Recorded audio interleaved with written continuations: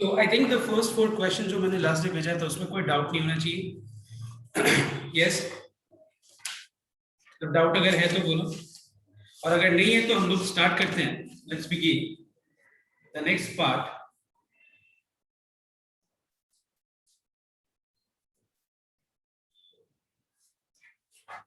Let's begin from question number 5। Okay, एक बार question number 5 सबको read करना। Now see in question number 5, just note down, in a committee 50 people speak Hindi, 20 speak English and 10 speak both Hindi and English। तो मैं तुम लोग को जो जो मेथड्स बता रहा हूं वो मेथड को ध्यान से नोट करना। पहले पहले कॉपी मत करो और पहले मेथड को ध्यान से नोट करना। Okay, listen, let H be the set of people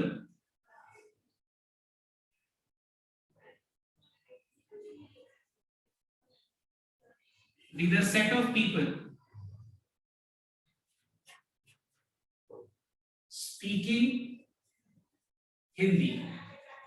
मान लो हम लोग H, कैपिटल H को डिनोट कर रहे हैं, सेट जो क्या डिनोट कर रहे हैं, set of people speaking Hindi. Now यहां पे हम लोग E से डिनोट करेंगे set of people speaking English. H be the set of people speaking English। उसके बाद अब हम लोग को क्या क्या चीज दिया हुआ है ध्यान दें। सी क्वेश्चन से क्लियरली पता चल रहा है कि कुछ लोग ऐसे भी हैं कि जो हिंदी और इंग्लिश दोनों बोल पा रहे हैं। मतलब हम लोग ड्रॉ, जो वेन डायग्राम में मैं ऐसे ड्रॉ करूंगा या फिर मैं ऐसे ड्रॉ करूं, बताओ ये वाला या ये वाला, फर्स्ट या सेकंड, कौन सा? सेकंड वाला, इसीलिए बिकॉज यहाँ पे ये जो हिंदी और इंग्लिश का जो सेट है ये दोनों कैसा सेट है, ये इंटरसेक्टिंग सेट है। बिकॉज कुछ लोग ऐसे भी है जो लोग हिंदी एंड इंग्लिश दोनों बोल पाते हैं। देखो लिखा हुआ है there are few people who can speak Hindi and English both. ठीक है, इसीलिए हमारा जो फिगर है वो सेकंड वाला बनेगा, पहला वाला नहीं। पहला वाला क्या है, डिसजॉइंट सेट है। तो we have got Hindi, set of people speaking Hindi, set of people speaking English. Hindi है एंड इंग्लिश है। ठीक है, अब देखो यहां पे अपने लोगों को दिया हुआ है कि 50 people speak Hindi, it's given number of people speaking Hindi, number of people speaking Hindi is how much, 50. Number of people speaking English is how much, 20. And number of people speaking Hindi and English both, Hindi and English both is how much, 10. और हम लोग को यहाँ पे जानना है how many people speak at least one of these languages। ठीक है, at least one of these language. तो ध्यान देना एक बार, what do mean by at least one of these languages. अगर मान लो दो लैंग्वेज है हिंदी एंड इंग्लिश, तो एटलीस्ट एक का मतलब क्या होता है, कम से कम एक का मतलब क्या होता है। मतलब हम लोग को जानना है कि कितने लोग एक भी बोल पाते हैं और दोनों भी बोल पाते हैं। जैसे मान लो सपोज तुम्हारा बर्थडे, ऐसे जस्ट इमेजिन करो कि तुम्हारा बर्थडे है और तुम अपने दोस्तों को चॉकलेट्स ऑफर कर रहे हो, और तुमने जो है टोटल उसको 5 चॉकलेट्स ऑफर किया और बोला, इसलिए तुमने 5 चॉकलेट्स प्लेट में ऑफर किए और कहा तुमने कि प्लीज टेक एटलीस्ट 1। तो एक बात बताओ, या मैंने सपोज ऐसे बोला तुमने टेक एटलीस्ट 3, तो what do you mean by take at least 3? Take at least 3 का मतलब हो गया कि वो 3 भी ले सकता है, वो 4 भी लेगा तो भी ठीक है, वो 5 भी ले तो भी ठीक है। 5 से ज्यादा क्यों नहीं ले सकता है? बिकॉज उस टोटल जो तुमने चॉकलेट्स ऑफर किए हैं वो टोटल चॉकलेट्स ही 5 है। और अगर तुमने ये यूज किया टर्म एटलीस्ट 3, मतलब वो 3 से कम तो ले ही नहीं सकते।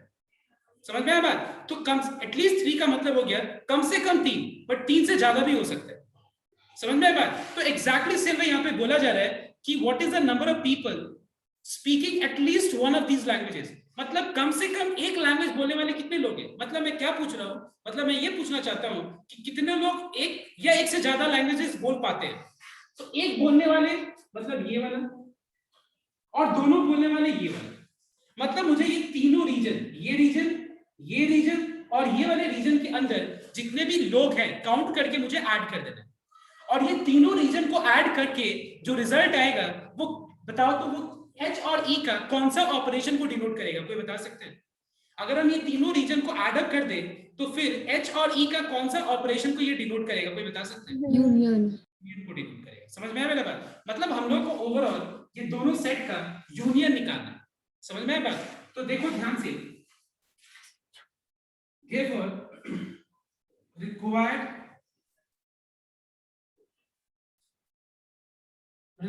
required result is equal to number of people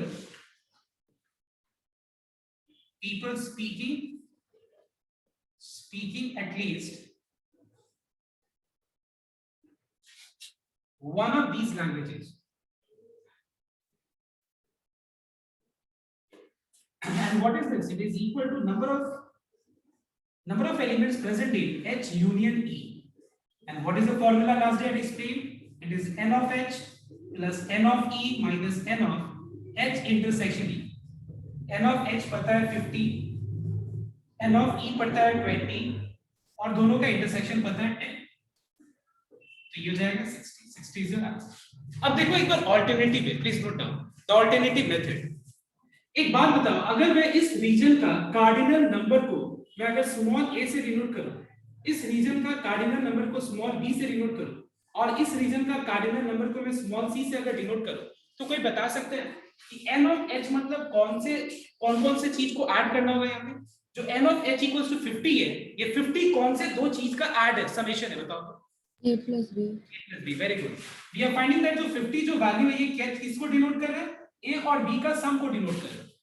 अब बताओ मुझे number of elements present in set E is equal to 20, तो 20 कौन से दो चीज को ऐड करके आ रहे बताओ? b और c, b plus c। और यहाँ पे जो 10 है ये किसको डिनोट कर रहे हैं? b। अब देखो मुझे क्या निकालना है, इसके हिसाब से देखा जाए तो हम लोग को निकालना है दोनों का यूनियन। मतलब क्या होगा? It is equal to a plus b plus c। क्या मैं बोल सकता हूँ कि जो अपना जो आंसर है, रिक्वायर्ड जो सॉल्यूशन है, रिक्वायर्ड सॉल्यूशन जो है वो ये तीनों रीजन को ऐड करके मिलेगा? मतलब हम लोग को a का वैल्यू पता होना चाहिए, b का वैल्यू और c का वैल्यू। तो एक बात बताओ, क्या मैं b का वैल्यू अगर 10 पता है तो बताओ तो c का वैल्यू क्या होगा? अगर b का वैल्यू 10 है और b plus c 20 है तो c का वैल्यू क्या होगा? 10। If b plus c is 20 and if the value of b is 10, so what will be c? C will be also 10. And what will be the value of a?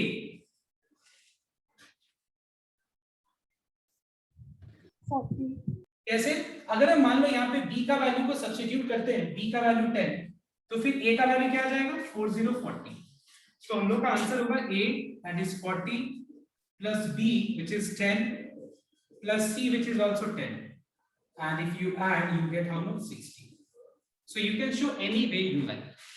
Is this clear to everyone? Okay, so please copy down this, and you must, I will ask everyone, I will suggest everyone to do every sum both ways so that your concept is clear. See, our objective is here is not to just complete chapter but to complete in a proper way. तो याद रखना दोनों methods मुझे करके दिखाओ। Okay, copy करो।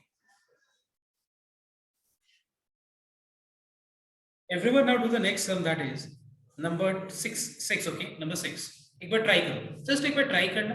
मैं जरूर उसको वापस से अपने ढंग से जरूर बताऊंगा, बट एक बार ट्राई करो खुद से पहले। Use your own logic first. See everyone, in a group of 50 persons, now 30 like tea, 25 like coffee, 16 like both. Now how to determine that 50 is a union of tea and coffee or 50 is a universal set? Please everyone try to understand this part.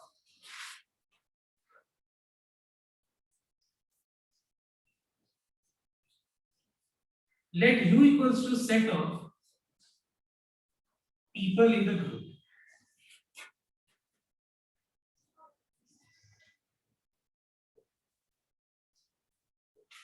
इसके बाद let us denote T equals to set of people who like coffee.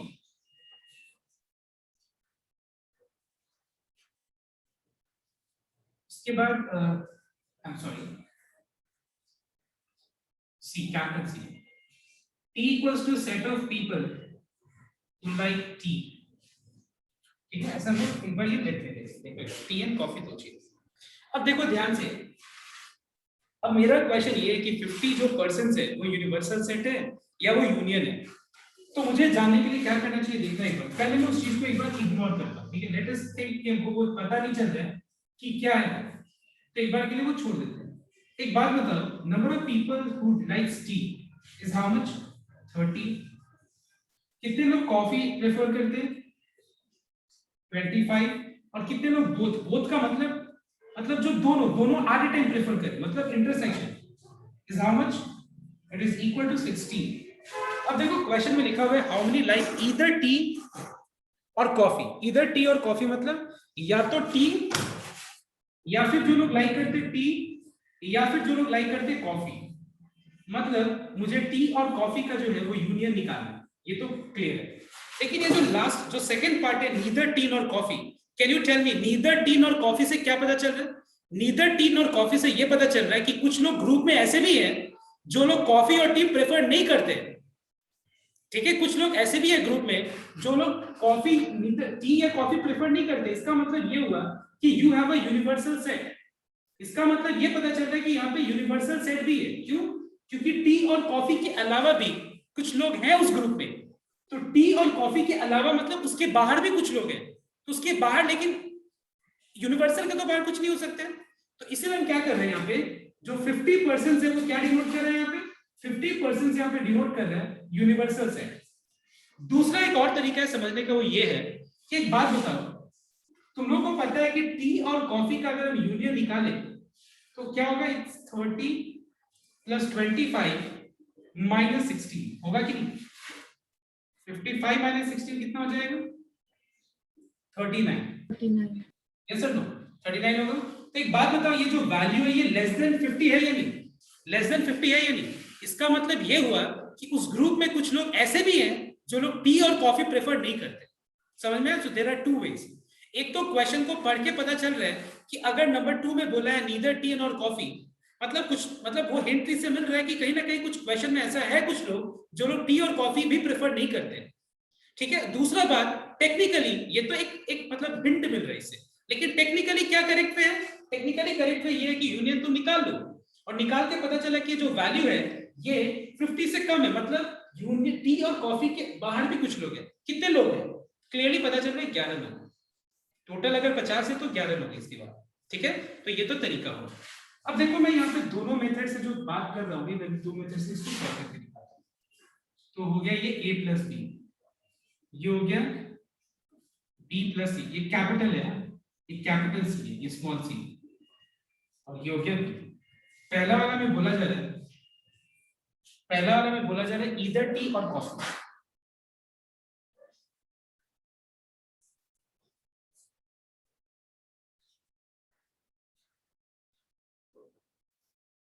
मतलब हम लोग को दोनों का union निकालना है, तो फॉर्मूला से निकालो या फिर ए बी और सी को ऐड करके निकालो, it is up to you. Sir diagram बनाना कंपलसरी होता है क्या? is always advised that you draw diagram in view, मतलब वेन डायग्राम पे रिप्रेजेंट करके करना बेटर होता है, क्योंकि सिर्फ हम लोग को सम नहीं करना है, मतलब लॉजिकली एक्सप्रेस करना है वेन डायग्राम पे और उसको अच्छे से दिखाना है और रिप्रेजेंट करके दिखाना है, मतलब डायरेक्ट सम नहीं करना कि ये दिया हुआ है, ये दिया हुआ है, फॉर्मूला ये है, लगा दिया, वैसे वैसे मत करना, ठीक है। वेन डायग्राम पे रिप्रेजेंट करके करना।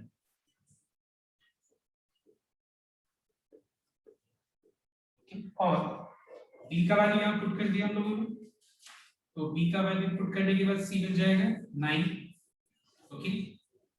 और अगर हम यहाँ पे पुट कर दे बी का वैल्यू 16, तो ए का वैल्यू आ जाएगा 14, ओके। तो अगर हम ए और बी और सी को ऐड कर दे तो ये हो जाएगा 14 plus 16 plus 9 and it is equal to 30। Second वाला पार्ट में neither tea nor coffee,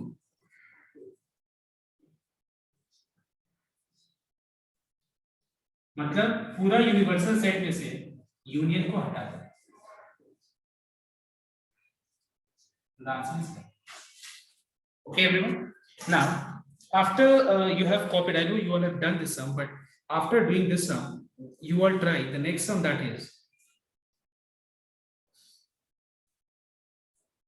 is number 9. Try number 9.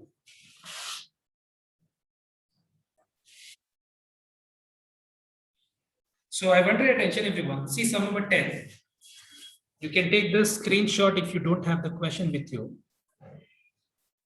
Here is the question. It's visible, I think. Okay, now see. See, a school awarded 42 medals in hockey, 18 in basketball, 23 in cricket.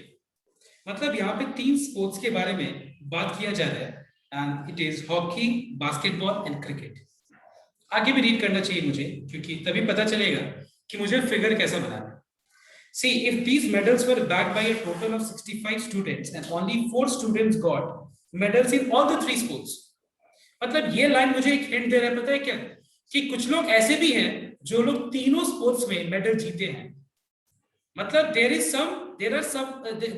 मतलब कुछ लोग ऐसे भी हैं जो लोग तीनों जो है वो लोग तीनों स्पोर्ट्स में मेडल जीते हैं. मतलब हमको तीनों जो सेट है उसका मुझे इंटरसेक्शन एरिया रीजन दिखाना पड़ेगा. मतलब ये तीनों कैसा सेट है बताओ तो, ये इंटरसेक्टिंग सेट है, डिसजॉइंट सेट नहीं. समझ में आया तो बात? मैंने इसीलिए पूरा क्वेश्चन को रीड किया. मतलब मैं यहाँ पे जो डायग्राम बनाऊंगा मैं, तो यहाँ पे मैं क्रिकेट, हॉकी और बास्केटबॉल तीनों सेट का मैं इंटरसेक्शन तो जरूर ड्रॉ करूंगा. तो यहाँ पे 3 सेट है, एक का नाम है cricket, hockey, basketball, cricket. Hockey को H से डिनोट कर रहा हूँ, बास्केटबॉल को B से और क्रिकेट को कैपिटल C से. ठीक है, तो अब मैं इस सब में नहीं लिख रहा हूँ. ठीक है, let H be the set of, ठीक है, ये सब नहीं लिख रहा हूँ. I hope, but please make sure that in exam you don't ignore these things. ठीक है, तुम लोग अगर डायरेक्ट आंसर मतलब अगर मान लो मल्टीपल चॉइस है वो अलग बात है, लेकिन जब तुम लोग को प्रोसेस दिखाना होगा तो तुम लोग को सारे स्टेप्स को दिखाना होगा, लिखना होगा. Let H be the set of people who won medal in hockey, ऐसे करके दिखाना होगा. ठीक है, अब देखो नेक्स्ट. अब आगे ध्यान से देखना. School awarded 42 medals in hockey. तो मान लो इस रीजन को हम स्मॉल a से डिनोट करते हैं, इसको B से, इसको C, D, E, F और मान लो ये है G. ओके, तो एक बार ध्यान से नोट करो तुम लोग. मुझे यहाँ पे लिखा दिया गया है कि number of people who won medal in hockey, there were 42 medals in hockey. Sorry, the question is there were 42 medals in hockey. So number of medals in hockey is equal to A plus, let me write this one. That's better. A, B, C, D, E, F, G. Systematically. So मान लो number of medals won in hockey is equal to A plus, B plus, D plus E. And it is equal to how much? 4040. उसके बाद लिखा हुआ है 42. उसके बाद लिखा हुआ है 18 medals in basketball. N of B क्या होगा? N of B हो जाएगा B plus C plus E plus F, and it is 18. उसके बाद 23 इन क्रिकेट. तो क्रिकेट हो गया D plus E plus F plus G, और ये कितना हो गया? It is equal to 23. उसके बाद चारों स्पोर्ट्स में जीतने वाले जीत करके 4 मेडल्स आए. मतलब मुझे तीनों का इंटरसेक्शन देखा जाए तो फिर वो E से डिनोट किया जा रहा है, इट इज 4. अब बात ये है कि 65 क्या है बताओ तो एक बार. यूनिवर्सल सेट है या फिर यूनियन है ये तीनों का? बताओ, कोई बता सकता है? यस, ये यूनिवर्सल सेट है. यस, यूनिवर्सल नहीं, यूनिवर्सल सेट नहीं है. देखो ध्यान से देखो इसमें क्या बोल रहा है कि school awarded 42 medals in hockey, 18 in basketball, 23 in cricket. If these medals were backed by a total of 65 students. मतलब यहाँ पे तो बोल ही दे रहा है कि जो मेडल्स है वो इतने लोगों ने बैक किए, मतलब इतने लोगों ने जीता है. मतलब जितने लोग को मेडल मिला उतने लोग के बारे में तो ये 65 मेंशन कर रहे हैं ना. ये तो नहीं बोल रहा है कि आउट ऑफ 65 इतने लोग ऐसे किए, इतने लोग मेडल इस पे जीते. ये तो क्वेश्चन ऐसे बोल रहे हैं कि स्कूल अवार्डेड इतना इतना हॉकी में, इतना मेडल्स क्रिकेट में, इतना medals basketball, and these medals were awarded by sorry back by total 65 students, मतलब 65 जो है वो टोटल है, मतलब जो यूनियन है हॉकी, बास्केटबॉल और क्रिकेट का। समझ में आया या नहीं बात, ये बताओ, बात क्लियर हुआ? तो यहाँ पे बोला जा रहा है कि ये लोग ही तो जो जीते मेडल, ये कितने लोग, ये 65 लोग हैं। समझ में आया बात? मतलब ये जो है 65, ये तीनों का यूनियन है, मतलब ये हॉकी, बास्केटबॉल और क्रिकेट का यूनियन है। मतलब A plus B plus C plus पूरा लेकर के F प्लस जी, मतलब पूरा सारे चीजों को अगर हम ऐड कर दें तो ये 65 है। समझ में? सारा नहीं लिखा है, A plus B plus C plus D plus E plus ऐसे करके बहुत सारे। ओके, अब देखो यहाँ पे अपने लोग को निकालना क्या है, how many students receive medals in exactly 2 of the 3 sports. अब बातों को समझना, पहले मेरा जो क्वेश्चन है उसका आंसर देना, तुम सुनना। अगर मैं ये पूछूं तुम लोगों से कि what is the number of medals one in exactly 1 sports, तो बताओ तो तुम लोग ये कौन कौन से रीजन को तुम लोग ऐड करोगे, बताओ तो एग्जैक्टली 1 स्पोर्ट्स, ध्यान से सुनना, तो बताओ आंसर। A, C और G।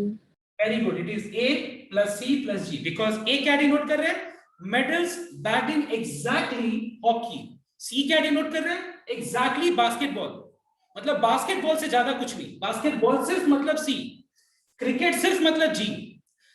ठीक है, मतलब तुम लोग A plus C plus G को ऐड कर दो। अगर मैं ये बोलूं कि एग्जैक्टली 2 स्पोर्ट्स, तो आंसर क्या होगा बताओ तो? 2 से ज्यादा नहीं, 2 से कम नहीं, सिर्फ 2, बताओ।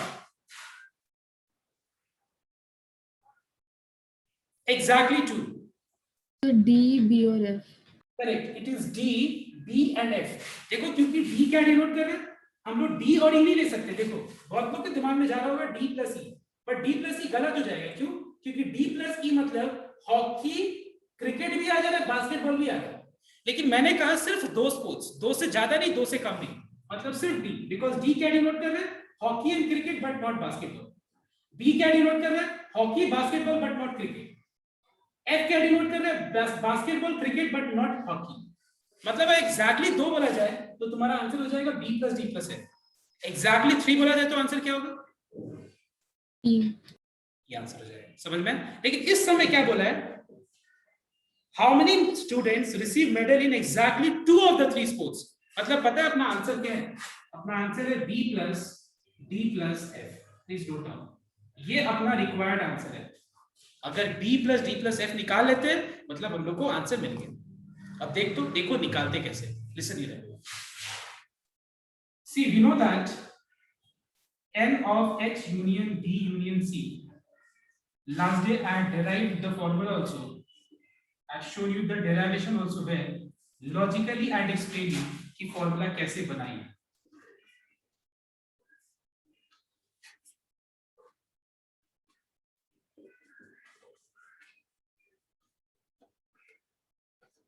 Okay. Now हम लोग को पता है कि what is N of H union B union C? It is 65. Put the value 65.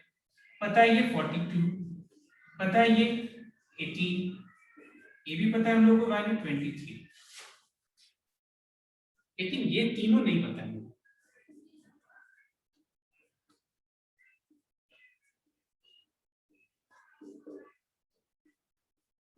ये पता है हम लोग को 4। अब देखो मैं इसको लेफ्ट में ले लेता हूं,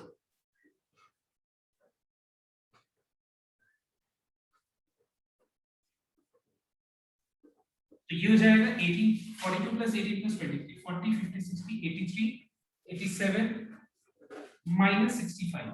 Did you get my point? 40, 50, 60, 60, 68, 63, 67. ठीक है, 67 minus 65. So this value H intersection B plus B intersection C plus H intersection C equals to 22. Do you think that, अब ये बताओ मुझे, कैलकुलेट करके 22 है, लेकिन मुझे कोई बता सकता है कि ये जो 22 जो आया है मुझे यहाँ पे जो आंसर मिला है, ये 22 क्या वैल्यू को डिनोट करता है, मतलब यहाँ पे कौन कौन से चीजों को ऐड करके ये डिनोट करता है। I am waiting for few minutes to for you to answer. B plus D plus F। क्या डिनोट कर रहे हैं? B plus D plus F। Are you sure it is B plus D plus F? थोड़ा सा दिमाग लगाओ, H intersection B वहां से देख के बताओ तो कौन कौन सी चीज को ऐड करके H इंटरसेक्शन B बन रहा है। सोच समझ के बोलो, I mean use a logic, I mean what I mean, बोलो यस। H और B का जो इंटरसेक्शन है उसके अंदर कौन सा रीजन आ रहा है और उस रीजन और ये भी इंक्लूड होगा तीनों टाइम। क्या आ रहा है, सुनाई नहीं देता। सो B plus D plus F plus 3 times E. Very good, absolutely correct. देखो एक बार ध्यान से, अगर हम H और B का इंटरसेक्शन का बात करें तो इसमें B plus E आ रहा है। अगर हम लोग B और C का इंटरसेक्शन का बात करें तो ये रीजन है, इसके अंदर E plus F आ रहा है। अगर हम लोग H और C का इंटरसेक्शन का बात करें तो इसके अंदर D plus E आ रहा है। लेकिन क्या अपना जो रिक्वायर्ड सॉल्यूशन है क्या वो ये है? अपना रिक्वायर्ड सॉल्यूशन क्या यही है? नहीं, ये नहीं है। अपना रिक्वायर्ड सॉल्यूशन क्या है बताओ तो? एग्जैक्टली 2 ऑफ द 3 स्पोर्ट्स, मतलब B plus D plus F। मतलब अपने लोगों को आंसर सिर्फ चाहिए B plus D plus F चाहिए ना। तो what is E plus E plus E? 3 को राइट में ले लेते हैं। और E का वैल्यू पता है या नहीं बताओ इस सब में? हाँ, so 4. आंसर है 3, E का वैल्यू 4 हो जाएगा। B plus D plus F equals to 22 minus 3 4 is 12, and therefore B plus D plus F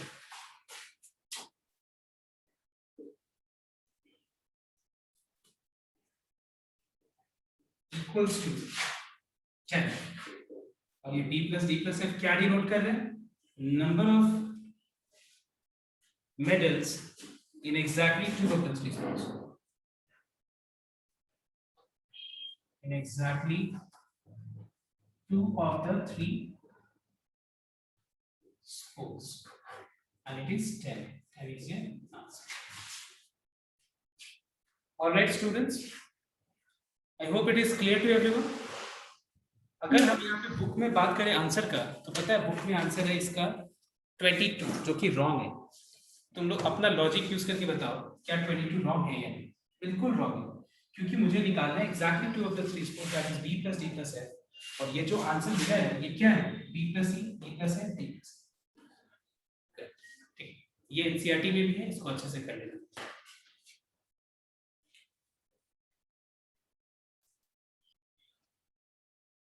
Everyone note down the other questions. I can clearly see that you all will be able to do, because this was the only one somewhere